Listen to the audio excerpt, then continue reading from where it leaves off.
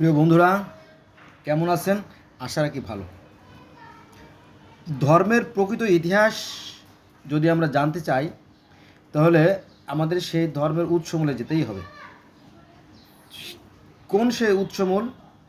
সেটা হচ্ছে আজ থেকে প্রায় ৬,৫০০ বছর আগের যে ধর্ম, সেটা হচ্ছে মিশরীয় ধর্ম। এবং তারপরে আজ থেকে ৫,৫০০ বছর আগে যে সনাতন বা হিন্দু ধর্ম, সেখানে যেতে হবে।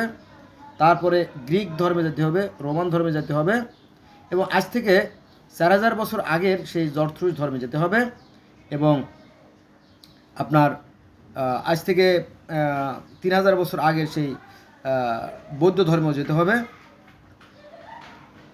তারপরে ইহুদি ধর্ম, খ্রিস্টান ধর্মও যেতে হবে।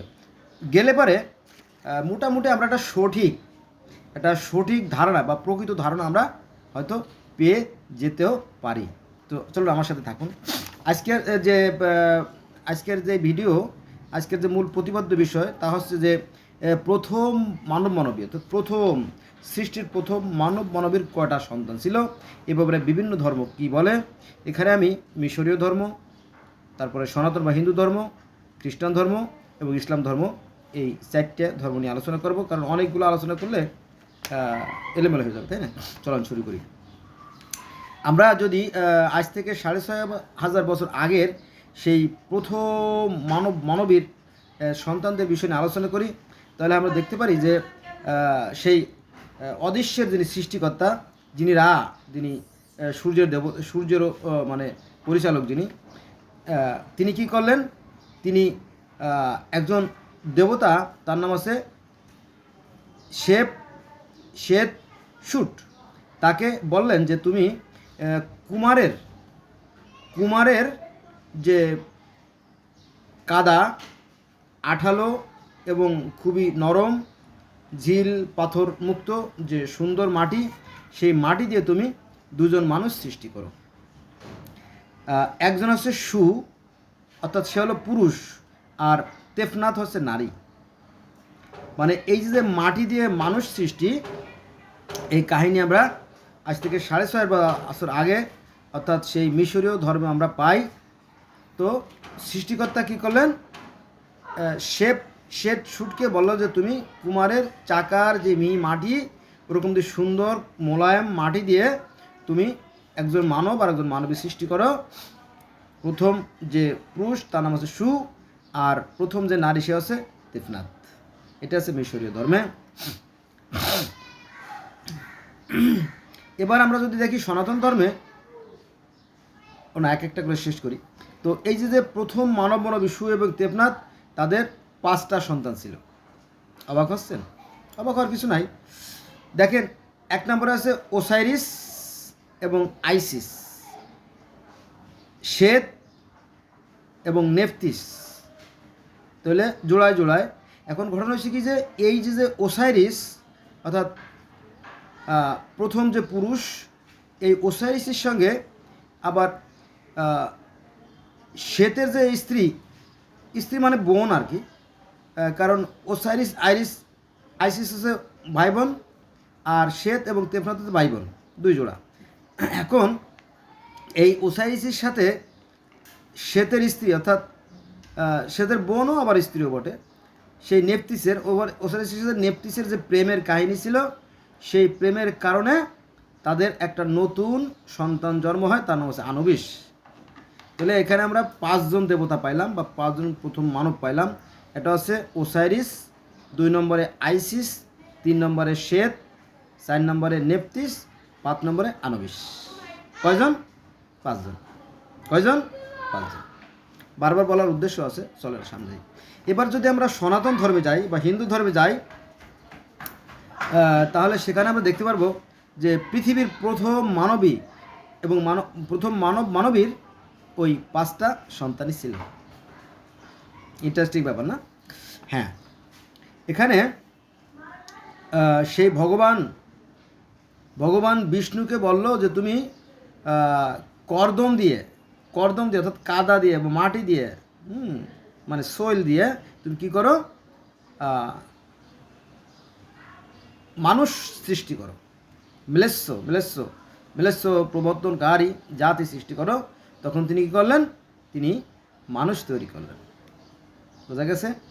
তো সেখানে আমরা দেখতে পাই যে মিশরীয় ধর্মে যেমন 5 জন মানুষের কথা আমরা পাই, সনাতন বা হিন্দু ধর্ম 5 জন প্রথম মানবের কথা পাই।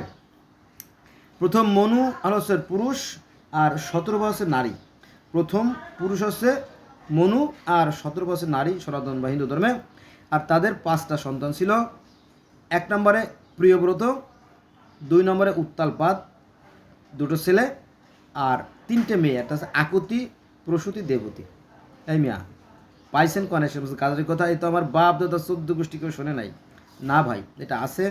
আমি যেহেতু পৃথিবীর বিভিন্ন ধর্মের ছাত্র, এগুলো আমি অনেক কষ্ট করে সংগ্রহ করছি। এই যে প্রিয়ব্রত আর উত্তালপদ, আকুতি, প্রসূতি, দেবতী, এই যে 5 জন সন্তানের কথা মনুশতবার, এই কাহিনী আপনারা পাবেন মহাজন উপদেশ। 12 জন মহাজন উপদেশ যে গ্রন্থটা আছে, ছোট গ্রন্থ, তাতে 12 জন ব্যক্তির বর্ণনা দেওয়া আছে, 12 জন মানুষের কাহিনী দেওয়া আছে। সেই কাহিনীতে মানে মহাজন উপদেশ গ্রন্থটা আর কি, এটা হচ্ছে কলকাতা থেকে প্রিন্ট করা হয়। এটা আপনি সহজে পাবেন না বাংলাদেশে, হয়তো বাংলা বাজার বা নীলক্ষেত হয়তো পেতে পারেন, নাও পেতে পারেন। খুব দুর্লভ বই, তবে আমি অনেক কষ্ট করে সংগ্রহ করছি। তো যেটা বলছিলাম যে মহাজন উপদেশ, 12 জন মহাজন উপদেশ যে গ্রন্থটা, সেই মহাজন উপদেশ গ্রন্থে এই যে প্রথম মানবী এবং তাদের যে সন্তান সন্ততি এবং সেই সৃষ্টির প্রথমে সেই প্রার্থনা পদ্ধতি কেমন হওয়া উচিত, তারপরে কবর কেমন হওয়া উচিত, এই সমস্ত বিস্তারিত আলোচনা সেখানে আছে, যদি আপনারা দেখতেন। এটা অহংকার করতেছি না আমি যতগুলো বই পড়ছি, প্রায় সনাতন ধর্ম প্রায় 36টা বই পড়ছি, প্রধান বই সহ অন্যান্য, আর অন্যান্য ধর্ম তো পড়ছি। আমাদের পবিত্র কোরআন শরীফ অসংখ্যবার পড়ছি এবং সহি গ্রন্থগুলো পড়ছি। তো আমার মনে হয় যে আমি যত বই পড়ছি, অনেক ব্রাহ্মণও এত বই পড়ে না। অনেক ব্রাহ্মণ কাছে আমার প্রশ্ন করছি, কিন্তু বলতে পারে না। হ্যাঁ, তাছাড়া সনাতন ধর্মটা বিকৃত হয়ে গেছে, সনাতন ধর্মের মানুষেরা সেই ধর্মগুলোকে ঠিকমতো পালনও করে না। যাক, সেটা বলবো না। তাহলে আমরা জানলাম যে সনাতন ধর্মে প্রথম মানবী মনুশতবার 5টা সন্তান ছিল, প্রিয়ব্রত, উত্তালপদ, আকুতি, প্রসূতি, দেবতী, 5 জন। এবার আমরা যাব খ্রিস্টান ধর্মে। খ্রিস্টান ধর্মে যদি আমরা যাই, তাহলে আমরা দেখব যে অ্যাডাম এবং হবা। অ্যাডাম মানে প্রথম মানব, আর হবা হচ্ছে প্রথম মানবী। অ্যাডাম থেকে আদম আর হবা থেকে হাওয়া, এই যা পার্থক্য, আর কিছু নেই। এবার এখানে আমরা দেখতে পারি যে সেখানে 6 জনের কথা বলা হয়েছে। 6 জন হলে কী হয় জানেন? 6 জন হলে জোড়া মেলে। মজা না? মজা আছে।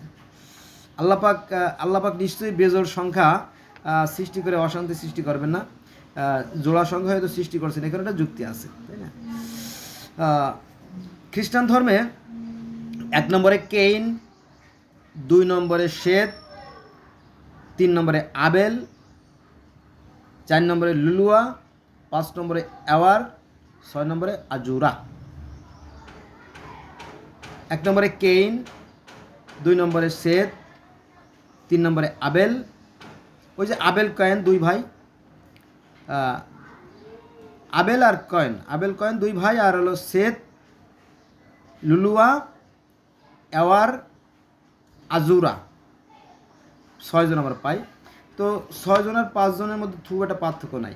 6 জন হলে আরও ভালো হয়, 3 জোড়া মিলে যায়। আচ্ছা, এবার আসেন আমাদের ইসলাম ধর্মে। আমরা ইসলাম ধর্মে খ্রিস্টান ধর্মে তো বললামই, তাই না? খ্রিস্টান ধর্মে গেলেই আপনার এ বিষয় পেয়ে যাবেন আর কি, বা বাইবেল পড়লে বা জেনেসিস, তালমুদ যা পড়েন দেখবেন যে পেয়ে যাবেন আর কি।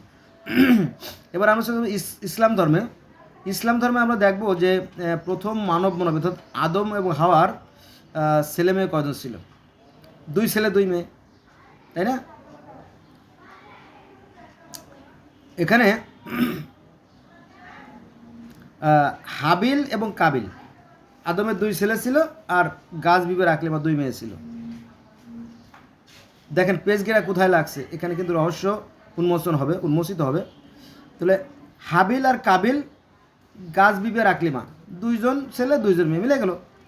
এখন ঘটনাক্রমে হাবিলকে কাবিল হত্যা করে ফেলছে। তখন আল্লাহ পাক কী করলো, আরেকজন ছেলে দিল,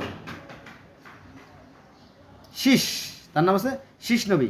তাহলে আমরা পাইলাম 5 জন, হাবিল, কাবিল, শীষ, 3 ছেলে, আর গাছ বিবি আর আকলিমা 2 মেয়ে, তাহলে কত? 5 জন, তাই না?